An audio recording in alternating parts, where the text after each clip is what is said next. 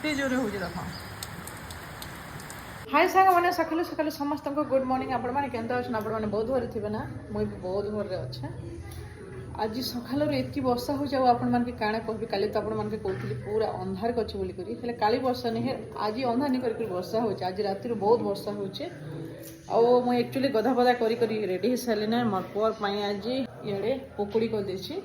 actually tiffin box रे तो ना ऑयल खाना नहीं देवार कथा हेले मुई काना करबे आज दीदी से कहला एत वर्षा होची माँ मत ऑयल खाना एत कंट्रोल करदेले जो बिल्कुल भी आउ नहीं खावाने बोले लगे आज छाड़ किसी कथा नहीं बोली टिश्यू पेपर एटा दी देछ एटा एक्चुअली मुई भी खाऊचे आउ केनता वर्षा होची चलन आपण मार्के देखौचे जोरे मार सकाळ रो ठीक स्कूल बाहरला टाइम नहीं केनता वर्षा सी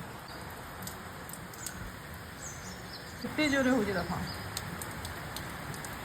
चलन वर्षा मजा ना पकड़ी खाई करी केनता लागू से आज टेस्ट कर आपण मन एक्चुअली टमाटो केचप रे थोड़ी किलो बहुत बढ़िया लागसी